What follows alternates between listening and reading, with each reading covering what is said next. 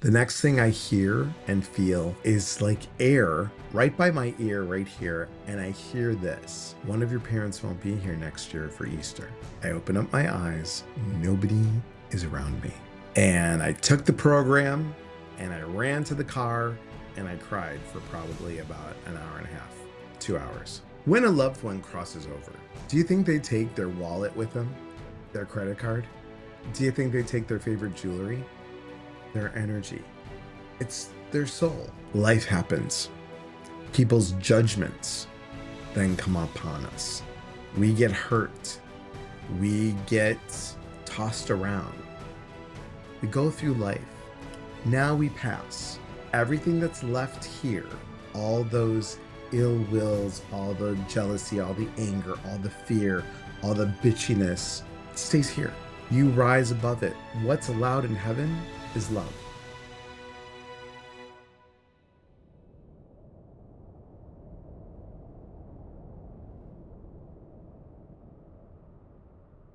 My name is Elias Patras. I am an intuitive motivator.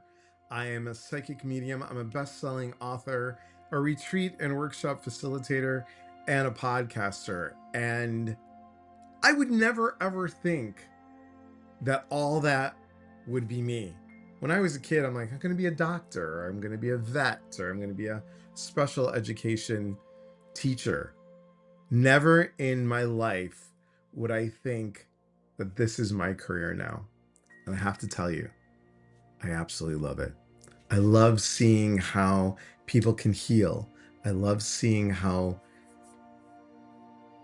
changes are made because people tap in to their own inner voice. We've all heard about the psychics and the mediums and everything that goes with that. And the Miss Cleos, let's call them up. Let's call them up and go, will I get married? And when someone talks to me, I'll be like, do you want to? And they're like, well, of course, but you're the psychic. You're the one that knows all these things.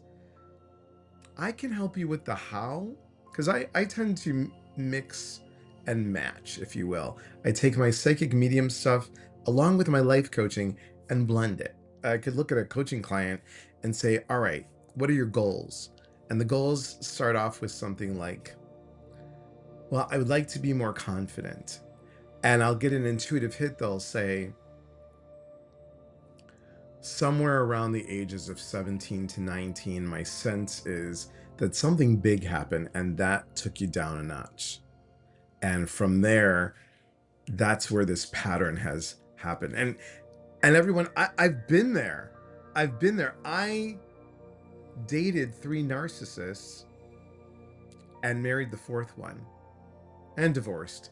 And I have been to therapy. I have done it all. I've learned that everything that has happened to me in my life,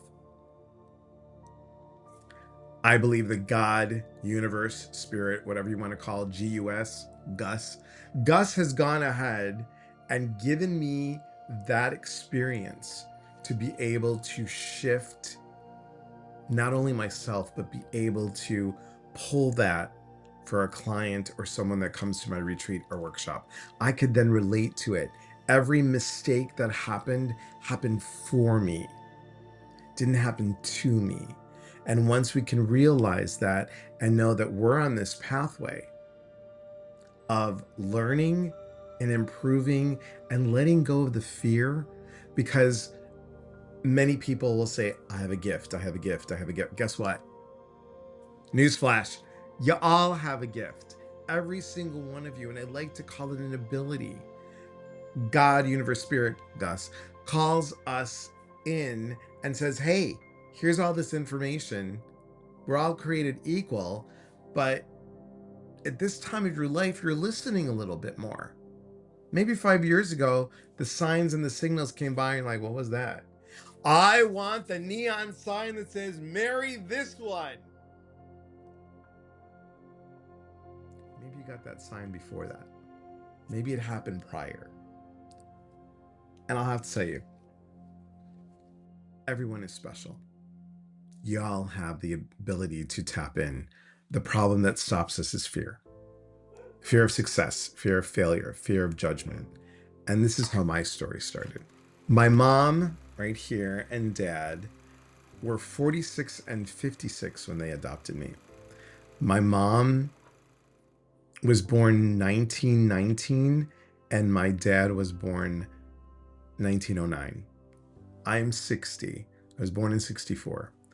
I was in 5 foster homes before I was 18 months old. My mom and dad wanted to bring 2 children back from Greece. They're Greek. I am Greek. So where else do you go but Greece to get a Greek child? So they got everything ready. And here's the interesting thing. In the 60s, things happened slower than they do now. And they were able to get everything together within 4 months. All the legal documents, everything that they needed within 4 months. My mom and dad, like I said, wanted 2 kids coming back with them. And they wanted a child 5 years or older. Everybody told them,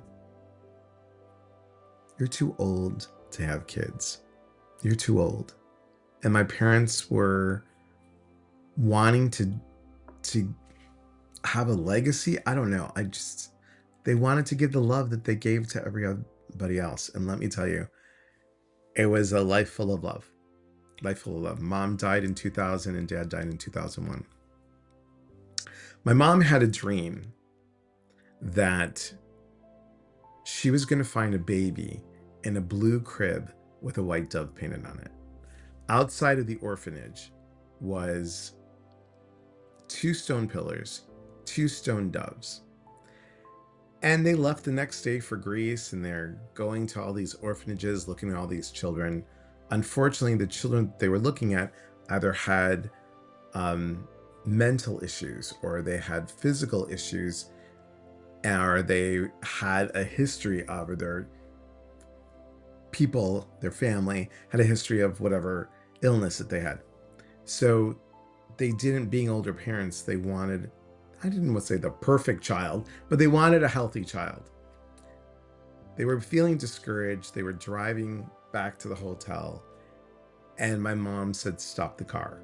And the lady looks at her and she said, no, this orphanage is kids 3 years and under. Side note for all of you. I was on the list. Barbara Walters did a special on this. I was on the list to be shipped off to Cyprus in December for the unwanted children. Ever watch Rudolph the Red-Nosed Reindeer? It's like the Misfit Island. That's what it is. It is a miracle. A miracle. I'm just going to tell you, it's a miracle. So my mom says, stop the car. She gets out of the car. 2 stone pillars, 1 stone dove. The second dove wasn't there. Must have fallen off or something. A turtle dove flies on my mom's shoulder. This is the way my mom would say it. A beautiful beige turtle dove. It's called a pigeon. But still, a beautiful brown turtle dove flies on my mom's shoulder and just leaves. They walk into the orphanage. Kids 3 and under. They walk into the orphanage. Center row, all the way in the back. Blue crib, white dove. I was there. I did not learn how to walk till my parents got me. They gave me the wrong shoes. I was 18 months old and I didn't walk yet. I had excellent hand-eye coordination. But everything happened for a reason. My birth mother, I did meet her after my mom and dad passed. My birth mother didn't know she was pregnant with me until I kicked her at about 5.5, 6 months. And she had her period every month, spotting, whatever. And she went to my birth father's family and said she was pregnant. Well, they called her some not nice names, let's just put it that way. And she had a 1.5-year-old. On my adoption papers, everyone, it says this. the unbaptized bastard child of. And my mom was like, oh, honey, you're reading the Greek wrong. I'm like, no. Opposite side, English translation, just letting you know. Hi, label. And she was going to unlive us. She was going to walk into the ocean, her and me in her stomach, and my half brother, who was a year and a half, and she was going to do that. And I'm so glad she didn't. And I was meant to be with these beautiful people. The story goes like this, a little bit deeper here. My grandfather, when he came over to Greece, and I'm getting to this for a point, everybody. My grandfather, when he came over from Greece, he was 16 years old. He had about 50 cents in his pocket, so late 1800s. And he had a dream that this man came to him and said, don't worry, everything's going to be okay when you get to America. God's on your side. Never fear. The next day, he was going to be on the boat, and there was... let me just tell you, everyone, Greece has a church on almost every corner, like Starbucks. It's just, there's a church almost everywhere. So he went to this church to light a candle, and there's a big icon of a saint there. That man was the same man that was in his dream. Never been to that church before. He told my mother this story, and my mom told me this. She said, I never want you to be afraid. God's always on your side. And she said, and here's the thing, never take no for an answer. If we did, you wouldn't be here. So the story about dreams, right? Now remember, older parents, and I went to a lot of funerals when I was younger, a lot of funerals. And the funny thing is, when I was a kid, not a teenager yet, when I was a kid, I would dream that all of us would be in church except one relative. The phone would ring, which would wake me up, and my parents would come into my room and say, honey, we're really sad to tell you this, but so-and-so passed away. That was the relative that wasn't in church. That happened several times, and that was freaky and cool at the same time. And I would tell them that, and my mom would look at me and she said, well, maybe they're saying goodbye to you, or they're letting you know. My mom wasn't superstitious, but she did believe in dreams, obviously, because she dreamt of me. So this is a story about the dreams. That stopped. All that fun stuff stopped when I was a teenager. Why? It's high school, everybody. It's junior high and high school. Oh my God. Just to survive that time was crazy. And then it started again. It started a couple of years before my mom passed away. And it came in strong. It came in super strong. I was working at an advertising agency, and we lost one of the accounts. It was a big advertising agency in Chicago. We lost our accounts, got demoted basically. And I was like, I can't work in this department. So I left, and I got a job at a 50s, 60s restaurant where you can basically actually be a little sassy with people. And it was a lot of fun. It really broke me out of my shell. I was a goody two shoes.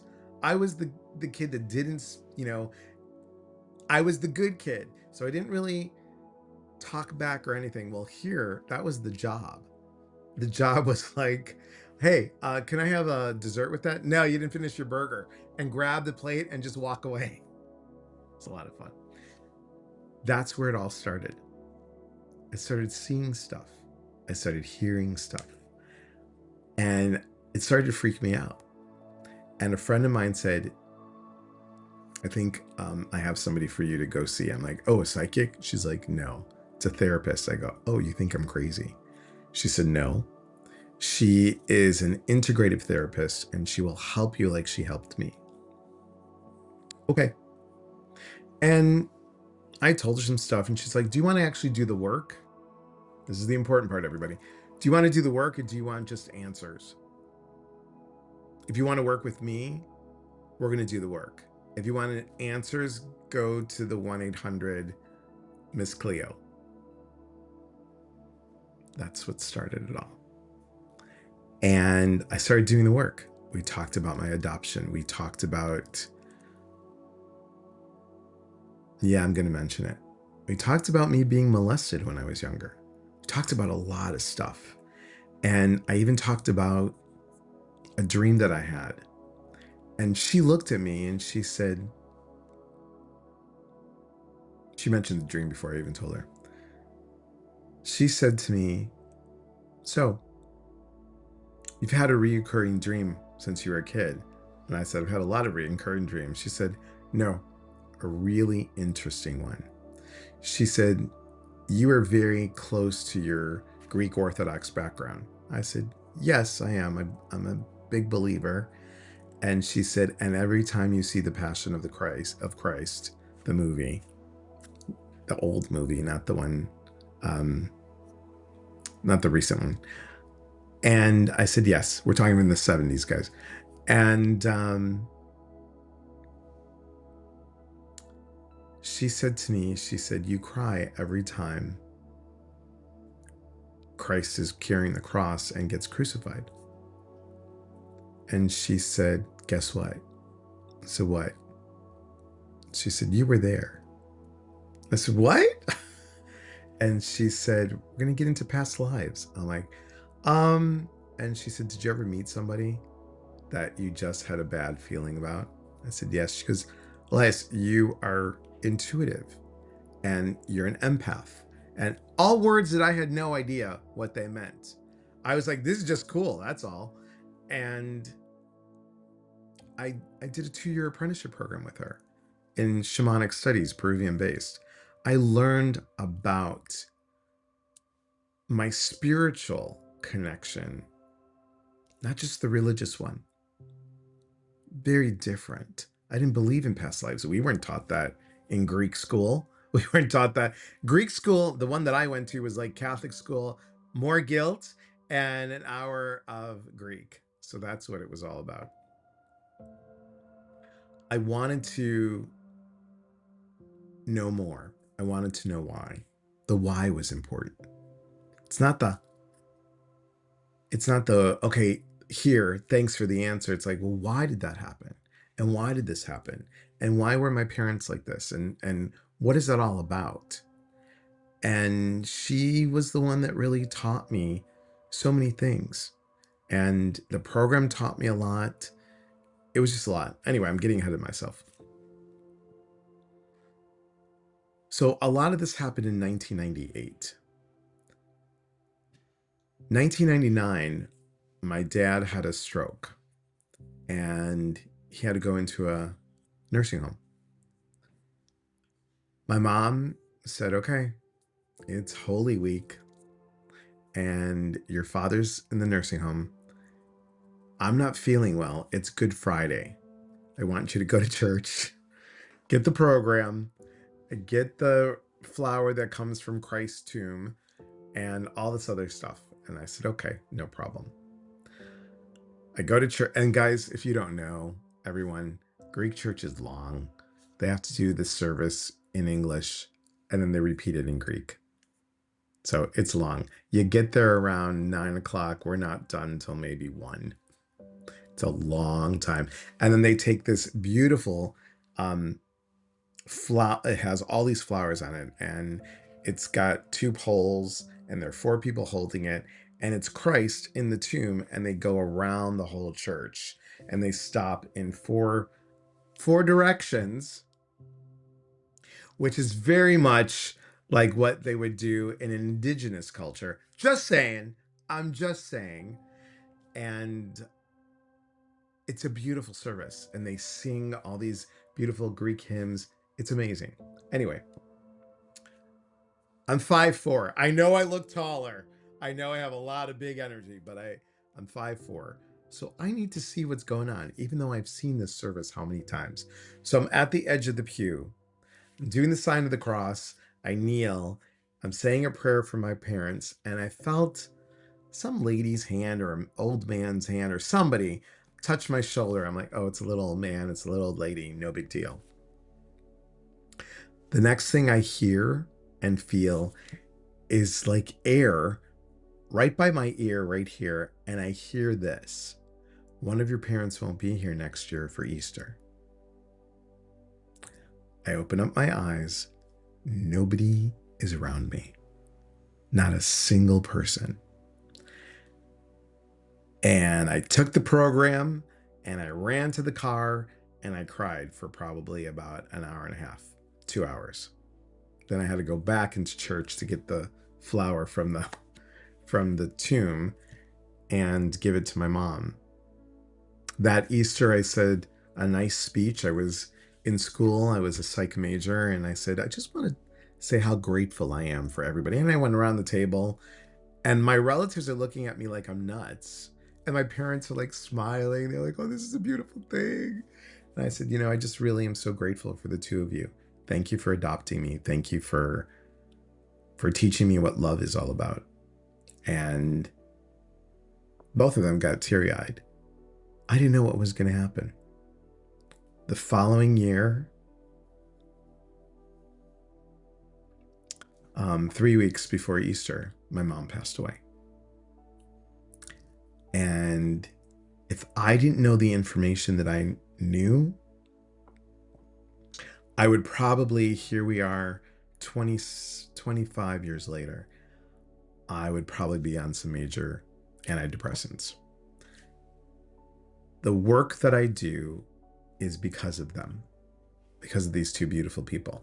The following year, my dad died the day after my mom's birthday. I was on a cruise ship, and I called up my friend because I got the phone call. The ship is going out to sea, and I got the phone call. I said, do I get off the boat? She said, you just buried your mom. You're an only child. She said, he's not going anywhere. I had to laugh. And I said, okay. And she said, it's not going to be the best vacation. I know that you want to take this trip the day after your mom's birthday to just breathe. And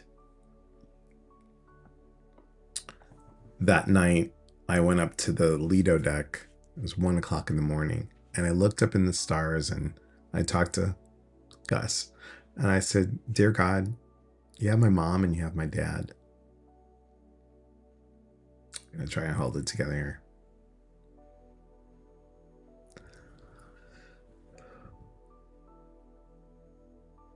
I don't know what to do. I don't know where to go or what to do or who to be without them. I was 36. I don't know. But whatever I do, guide me and make me allow me to make a difference. And I really want to make them proud. So just guide me. It took me 10 years to get my crap together. And what I mean by that is I was a people pleaser since my parents adopted me. And at 46, I said no more. People pleaser, fixer, control freak, and perfectionist. Hi there. But these abilities that we all have, I dove in deep. And I learned everything that I could, and I still don't have all the answers. Here we are, all this time later. I don't have all the answers. I don't claim to have all the answers. Nobody does. But I will put my heart and soul in everything I do because I want to make a difference. And I want people not to go through the same stuff that I went through when all this psychic intuitive stuff hits hard and hits fast. And I want to give people the why This is why we're doing this. This is why we're grounding, or we're saying our prayer before we're seeing a client. This is why we do this. This is why we use a little humor. This is why we do the thing that we do. Because everyone's looking for connection.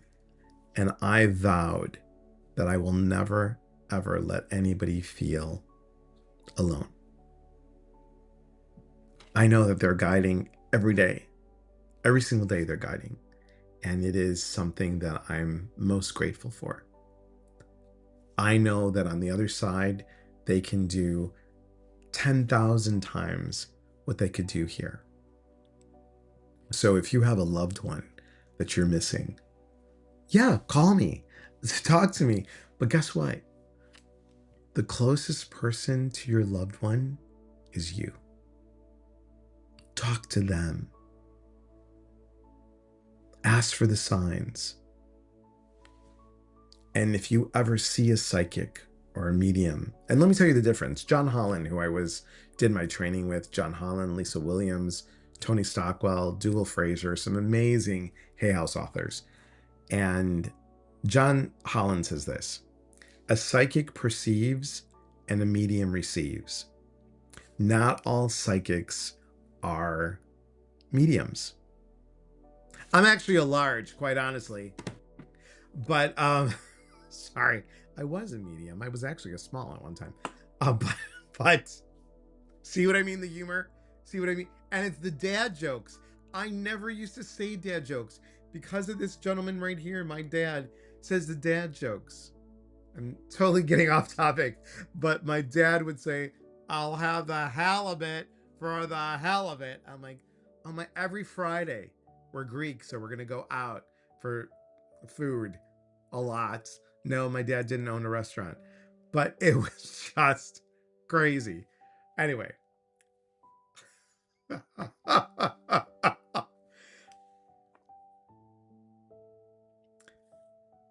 My parents taught me a lot, is what I'm trying to tell you. And these gifts, if you guys will like the word gift, I don't. I like these abilities. We all have them. And you should never leave a medium feeling angry or feeling depressed or feeling confused. That isn't how they work. If you're going to come to me and say, oh my God, Grandma didn't like me selling the house without changing everything, and I'm so upset. She doesn't care. She doesn't care. I had a client, actually, true story, I had a client that Grandma's house was a dusty rose Pepto-Bismol pink color. That, let's be serious, everybody. That house is not going to sell. That pink Pepto is not going to sell. Y'all know it. It's not going to sell. So they changed it to blue. And they said, is Grandma okay with that? And what I heard was, I don't care. Did you get the money? That's what I wanted you to get, was get the money. I want you to be happy. And I also had somebody say, a loved one came through, another grandmother. And if I said to the client, oh, Grandma loves you, she would have been like, no, she didn't. And what she said was, I'm sorry for being a bitch. Because she was. But when they cross over, they change. It's energy. That's all it is, guys, is energy. If you are seeing someone, check them out. Look at their website. Watch them on the TikTok. Watch them on the social medias. See how they interact with people. When I taught massage in massage school, I told the students not everyone's massage is going to be the same. You can know your bones and muscles like crazy, but your touch is going to be different. Not every single person is going to enjoy you. You have to go with the person. People don't like me for my bluntness and my humor, and I'm okay with that. I'm okay with that because I'm going to tell you like it is. There's no BS here. When I first started, when I was a people pleaser, when I first started, I didn't sugarcoat things, but I was like, oh, I can't say that. Do you know my readings were not as deep?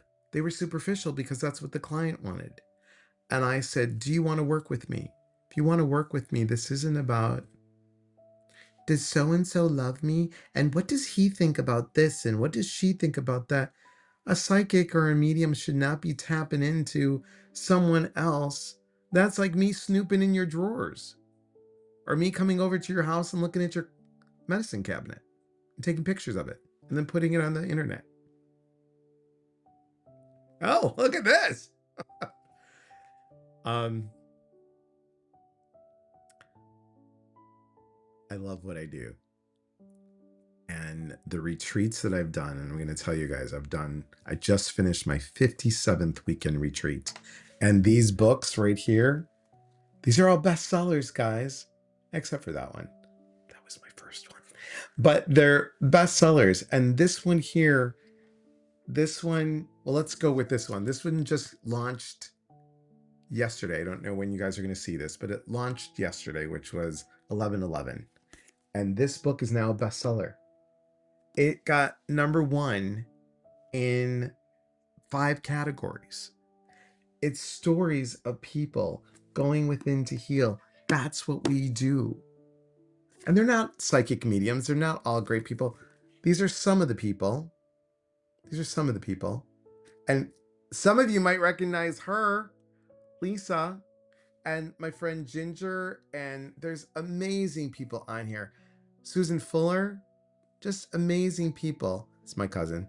And Moira, all these women here, amazing. There's another guy in this book. But this book, great.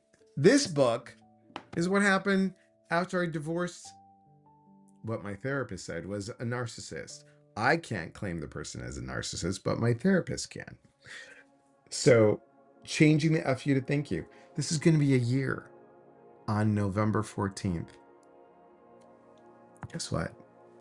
My parents used to come into my room every day on November 14th. And let's say I was 12. And they would say, good morning. 10 years ago today, you stepped on American ground. We're so glad you're an American. And I missed that. And that's why I wanted that book to be on November 14th. So.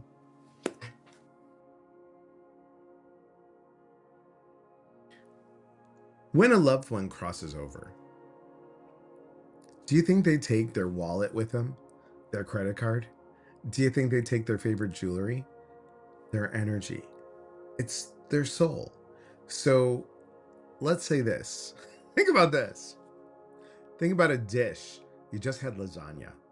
And this dish has all that, it's deliciousness, but there's also some gook on the plate, right?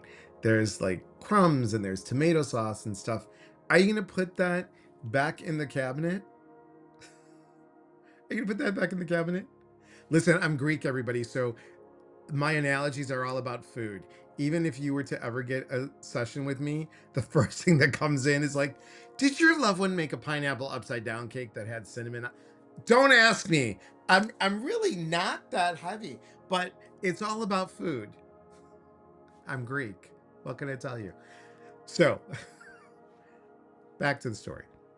The analogy. Would you put a dirty dish in the cabinet? No. It goes to the dishwasher. It gets sanitized, hopefully. It gets sanitized, right? And then it's nice and sparkly, and it's back to its original state. Let me say that again. Let me give you a Greek eyebrow. It goes back to its original state, okay? And that original state is like your loved one.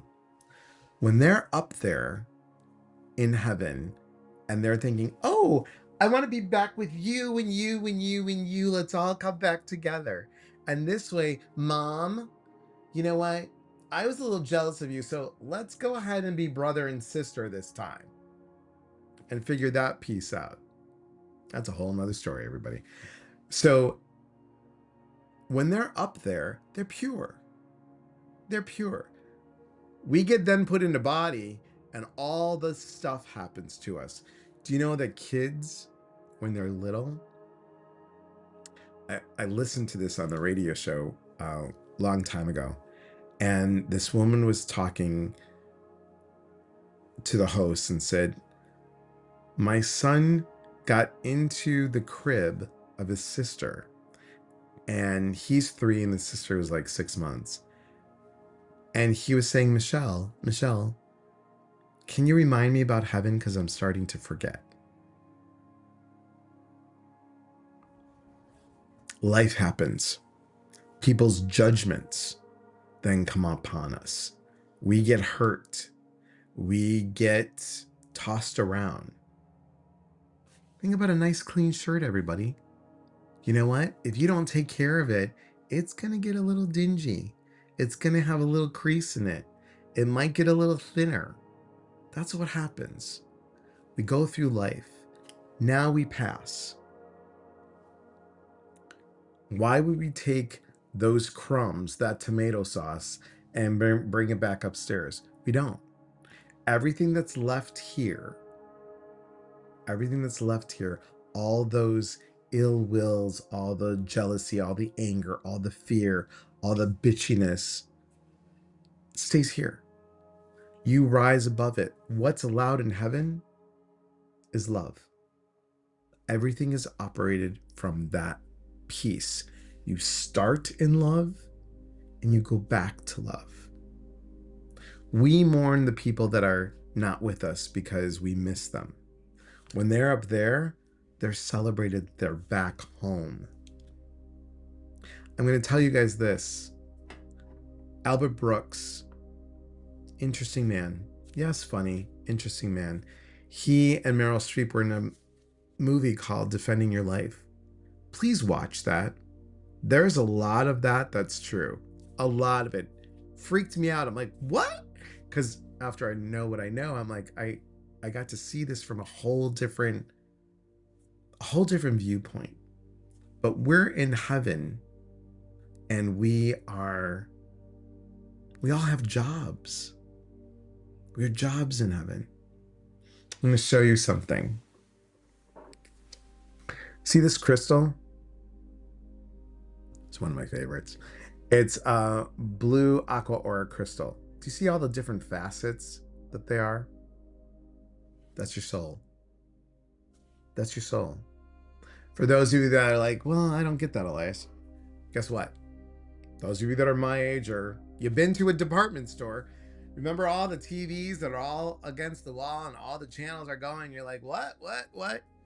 Your loved one is watching all the channels. They're watching all the channels. They can watch all these channels. They can come into 20 different people's dreams at the same time because their energy. And a lot of people have different feelings about stuff. Like, oh, well, I know that this place is haunted and oh, that's there. Everybody has their own opinion. I'm not here to debate that. I'll tell you what my feeling is from what I was taught. That anger, that sadness, that resentment, that happiness too, that's the energy that stays behind. It's bouncing around. It's bouncing around because that's energy too. You're feeling that. Just a thought, everybody. Just keep that in mind. But our loved ones are always with us. I'll leave you with this piece. Okay, think about this. Your loved one, they're like, bingo, time to go, 5 o'clock, see ya, can't be here. They're always with you. It's not like they have anything else to do but to watch us. And some of them are up there helping. Here's what I was told during a channeling session. I was downloading some stuff, and I'm like, oh, that's fascinating. Think of, we'll go with the Christian terms. Think of Jesus, 40 days. What was he doing for those 40 days? Those 40 days, he was in soul school. I don't know about Jesus, but we are in soul school for 40 days. We're up there learning that we're energy. And there are people up there, their job is to welcome us to soul school. That's their job. Those younger souls that might have, put it this way, that have left this world on their own accord, I think you all know what I mean by that. They're there helping other young souls that have left this world on their own accord so they can reconnect in a different way. We all have jobs, and some of my clients are like, so what's my uncle doing up there? Like, he's having a blast. He's in charge of getting people together to understand what their goals are. He loves it. Here's another thing I'm going to share with you that one of my teachers told me. Let's say there's a bus. Everybody's on the bus. All the souls are in the bus. And the bus driver says, okay, I need a mother. Okay. I need a 16-year-old. Okay. And I need a truck driver that's drunk. Okay. So they signed up that the truck driver was drunk and that child left the earth, and the mother then started Mothers Against Drunk Drivers. When they leave this plane, they all go back up and they're elevated to another section, if you will. When we say, we have a wonderful saying in Greek, which translates to, may God rest their soul, basically. That's the point. What I learned from someone a long time ago when I was learning all this stuff, there's 14 levels, and there's many little stages in between those 14 levels. People don't want to come back, but we have to learn so our soul goes back to its original form. No tomato sauce on the dishes. Are we forced to come back here on Earth? Well, it's not like they're going to shove us and go, sorry, here you go. But I think up there, from what I've learned, is that there's a purpose. I don't think we're forced, but there's a purpose. Here's a situation. You have a choice of going here and here, and this is the outcome. Okay. So again, for example, if someone said, we need volunteers for this, are you volunteering for this? Then there's something happens. Then you rise a level or you go that way. But then if you say, hey, I want to sit this one out. I know that you and I are related in this world. And then I leave and you come back up and we get choices. And I'll say, you know what? I'm going to sit this one out. I'll catch you the next round. So guess what? You go back to Earth, and guess who's your spiritual past life guide? So I believe that we're all connected in some ways. Let me tell you, I did a past life regression. And when I was, oh God, I'm going to tell this story. I can't believe it. When I was in massage school and I graduated, now, God love him. He's been a client of mine for a long time. He's been on my retreats. He's assisted on my retreats. He tells this story and I'm like, hey, you got to tell the whole story. You can't just walk by and say, do you know Elias was a hooker in a past life? Hey, what? So I do energy work, right? And then I just graduated massage school. I had my very first client, paying client. And I'm doing all the things I need to do, working the bag, checking in the pressure. And this gentleman, a friend of mine now, says to me, something weird's happening. And I'm like, oh, please don't tell me some body function's going to happen or whatever. And I said, how so? I'm like, dare I even open up my mouth? How so? Well, I feel like I'm being very lightheaded and I'm seeing a mirror with a bunch of clouds around it. And in my head, I'm like, please no. Everybody upstairs, please no. We said no energy work. We said just massage. It was just going to be massage. And he's like, oh. And I said, okay. What do you see? Well, I'm looking in the mirror and I see me, but it's not really me. And I see me with a hat and a suit, and I look really sharp. And it feels like it's London. And I said, really, London? What is there a certain, I mean, is it, what year is it? It's like, I'm getting the feeling it's the late 1800s. In my head, I'm saying, oh crap, please don't be this life. Please do not know me in this life. Please do not know me in this life. And he said, it's funny, you're there. And I go, I am?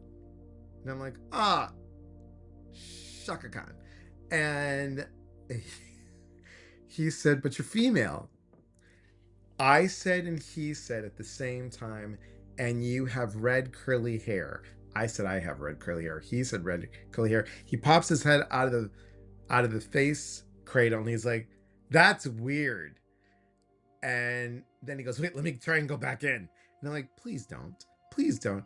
He goes, oh my God, I was your customer. You were a hooker. And I was a hooker. So he loves telling that story on retreats to attendees that some of them don't really know me that well. And he's like, I remember when Elias was a hooker. I'm like, can you please tell the whole story? So we met. And when I met him in person, I'm like, he seems so familiar. But I'm sure back up there, we had to come back in a healthier relationship. And that was a choice. That was a choice. One of my guides is an indigenous medicine woman. And I still don't know the answer. They haven't told me. But I said, I'm sure that we were related. I got a yes for that. And I said, and you were probably my grandmother. Yes. And I said, so what's the lesson? And I just get a smile. I'm like, okay, just a smile. But that doesn't need to be a lesson. There doesn't need to be a lesson. Maybe she's just up there going, I'm here to let you know that when your hands get hot, I'm guiding you through this. I'm here to support you. Their job up there is to support us, everybody. But we have to ask for it. We have to ask for the support that we need. I really believe that my connection to my Greek Orthodox faith is because of a past life, is because of, I know the Catholics say WWJD, what would Jesus do? But it's that whole thing of that connection to the belief that there was this man, many may say son of God, but this man, son of God, I'm comfortable with that, did so many good things and had a mission to bring kindness into the world, had a mission to look at people, no matter who they were, what they did for their hearts. And I just feel so drawn to that. So drawn to that. What a world we would have if we all could do that, to show a little more kindness, to come together and see our differences and respect them instead of finger point at them. And I believe in that feeling.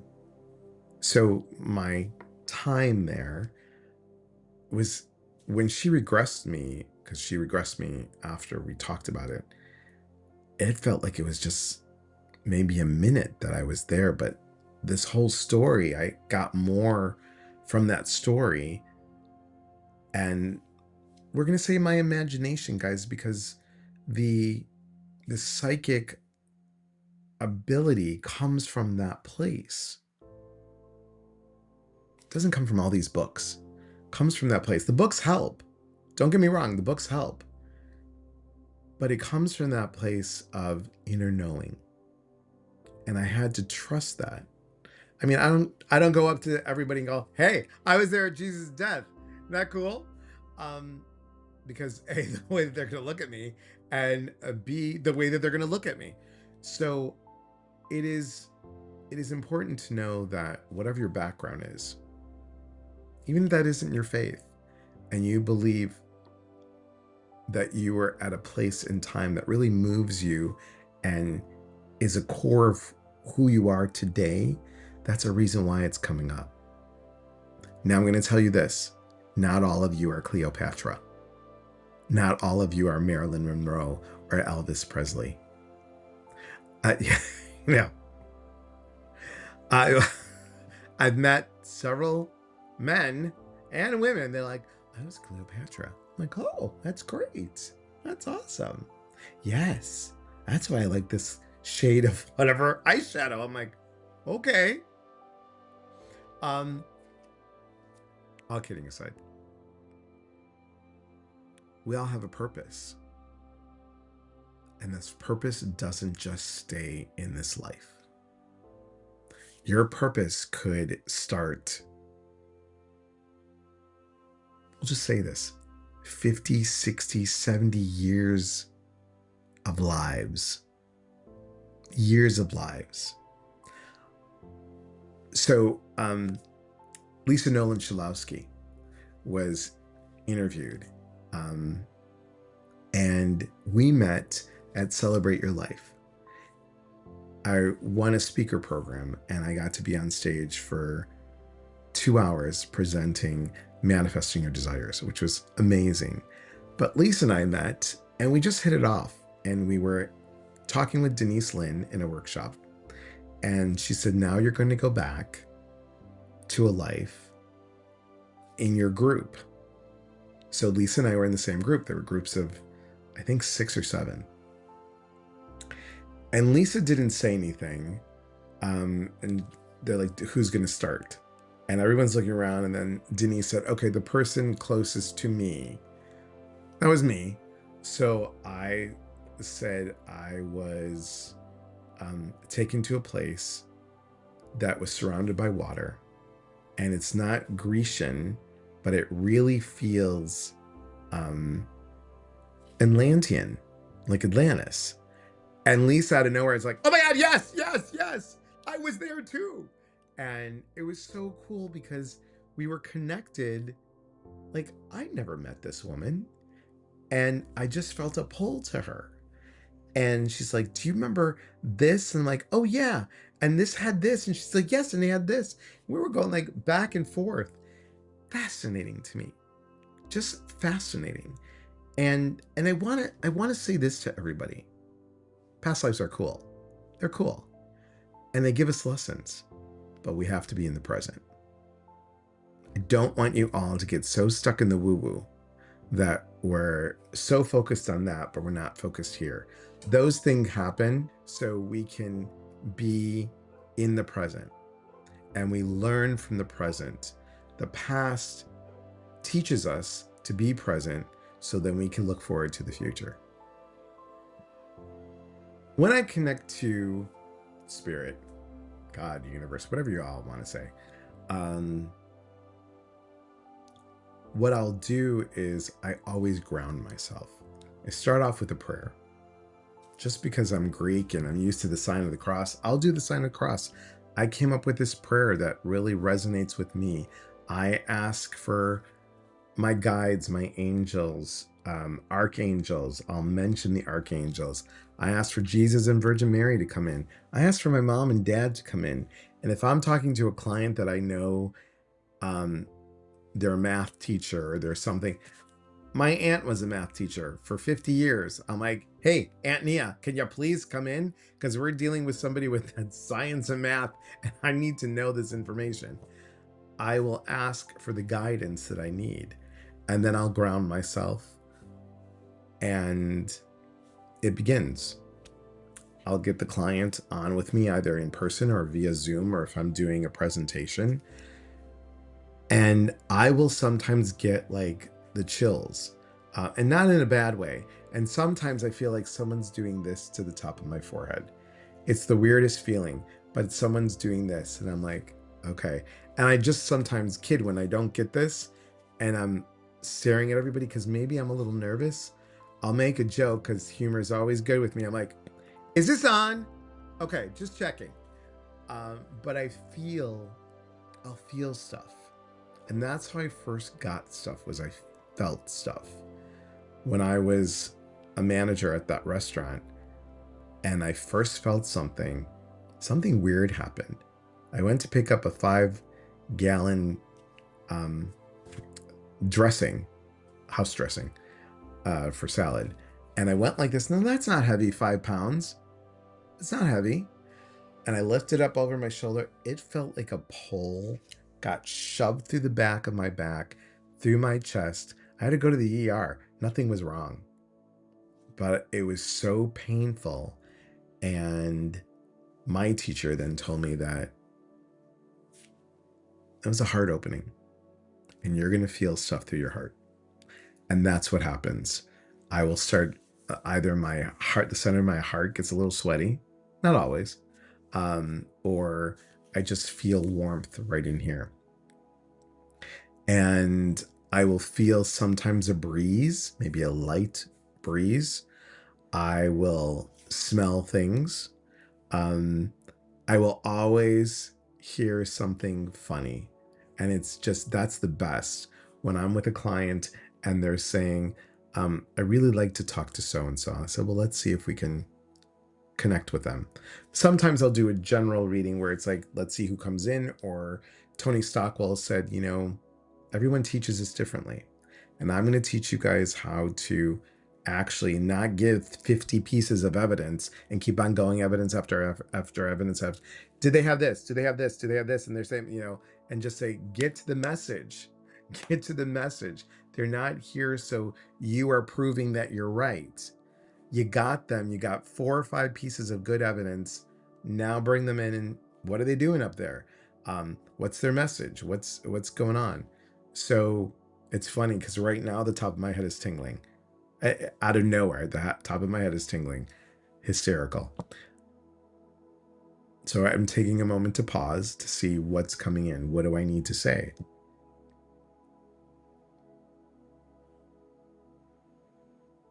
Thanks, everybody. So it is about slowing down. It's not about rushing. Sometimes you'll see mediums that are like, okay, now telling me this. It's like, are you going ahead in an auction? I mean, what's happening? So they just told me to slow down. So I'm slowing down. And it is about, again, we talked about this, being present. Allowing the comfortableness of being uncomfortable, of having pauses. It doesn't matter if your sitter, the person that you're reading for, is like, are they waiting? Are they guessing? It doesn't matter. You're going to tell them that I will take some pauses beforehand to see what I'm feeling. I want to make sure that I am interpreting the message as best as possible. And I could say something as silly as, they're showing me a wheel. Now I'm going to take it as a car wheel. And I'm like, I'm seeing this wheel and it's going around and it's going around. And they're just spinning this wheel. Oh my God, Wheel of Fortune. And then I'll hear a ding, ding, ding, ding, ding, which is usually a yes. And I'm like, so your loved one loved Wheel of Fortune, but I'm not pulling that.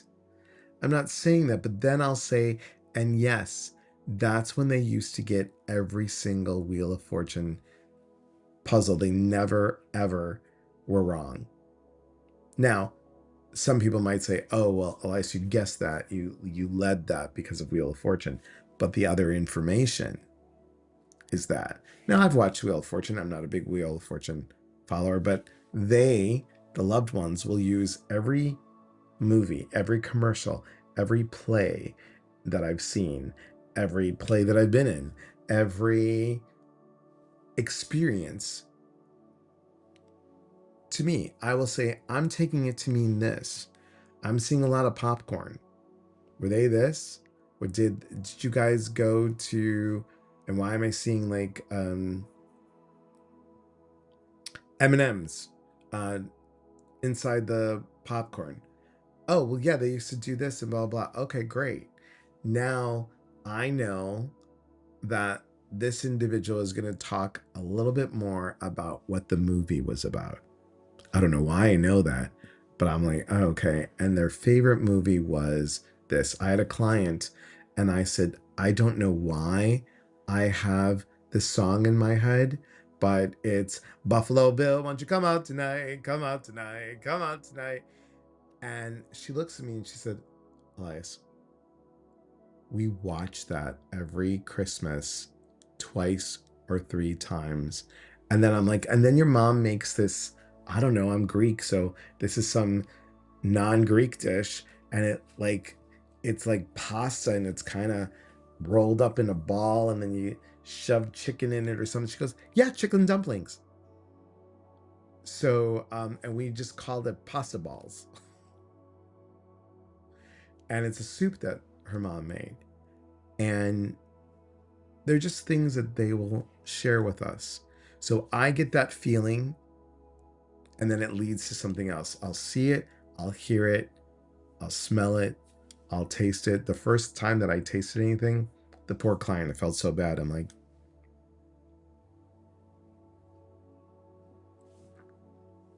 she's like, oh my God, do I need to get the trash can? Are you going to throw up? And I said, now everybody, just so you know, this is before the big pumpkin craze, okay, that we're talking about 2005, you know, when it was pumpkin everything. Don't get me wrong, I love pumpkin. So I said, did your grandmother make, I'm tasting, I've never tasted before, I'm tasting pumpkin pie filling with chocolate chips. Oh my God, grandma would make those muffins every Sunday. Before pumpkin was popular. And that taste was super cool. I'm like, could we do a diet like this? This would be great. Just give me all the sweet stuff as a diet, and I would love it. Would love it. But your loved ones are going to give you information if you decide to study this or want to learn this, the best way that you can, that you're comfortable with. We all have all of those tools. We have the clear seeing, the clear hearing, the clear tasting, the clear knowing, and the clear smelling. But I'm going to tell you this, not all teachers will teach you this. People are like, Elias, I want to learn what you do. I want to learn the psychic senses. Great. My thing is personal development. If you're talking smack about yourself, if you're hearing you talk crap about yourself, guess what? Guess what? This is a visual. Hang on. Guess what? It's not going to happen.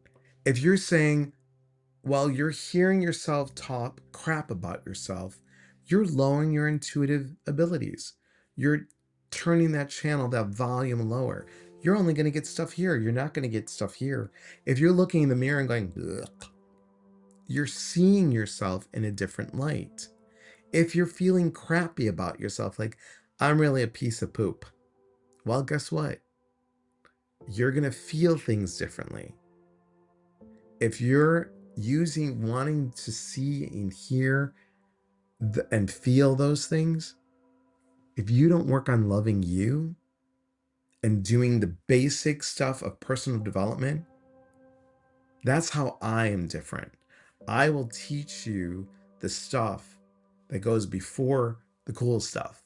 I will say, let's clear up the fear.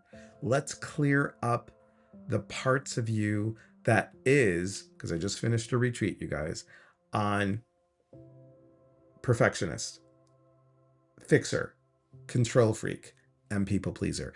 Unless we don't fix those, how are we going to love ourselves enough to get pure love energy? Because psychic development, mediumship development comes from a place of love.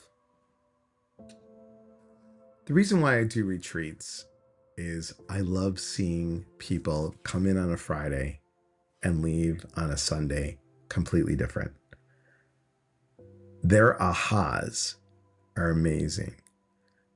The work that they put in a weekend and the connections they make with total strangers over a weekend is phenomenal. I've had people on my retreats that have been friends with people for a long time. My friend that was a past life acquaintance at that time, the special work acquaintance. Well, I'll just say it, when I was a hooker, in a past life, guys, in a past life. They've been friends with that group for years. For years. People feel safe on a retreat to be vulnerable. People are allowed to speak from their heart or be seen and heard and do some amazing stuff. We usually sit in a circle because I believe there's no beginning, no end. I believe that even though I'm facilitating, the people in front of me or around me are my teachers. I learn from these people, and I learn so many things to make each retreat better as we go forward. We usually write a letter to God or something that we want to let go of or release, and we throw it in a fire that night. We watch smoke go up in the air, and those prayers go up to God. I do something that I love, and I'll tell you why. I do something called a guided meditation trance dance, where I blindfold everybody and I lead them in a guided meditation, and they get to move however they want. When it happened to me, when I first did it with my teacher that was the therapist, it was the year after my mom died, and I'm blindfolded. I'm in a corner because I didn't want anybody to trample all over me. And I smelled somebody walk by with my mom's perfume. I'm like, oh, it's one of the assistants, no big deal. And then she said, you're going to have a presence around you. And I felt a warmth around my back. I'm like, did they turn up the heat? I don't know. I was by the vent. And she said, this presence is going to get closer. You'll know this presence is an angel or a loved one, and you'll feel them or get a message from them. My mom, everybody, kissed me right here on my cheekbone. Never on my cheek, on my cheekbone. I kid you not. I felt a kiss on my cheekbone. And I'm a goody two-shoes, so I follow the rules. I whipped off that blindfold like there's no tomorrow. Do you know what? Everybody was up in the front. I was the only one in the back. I needed that.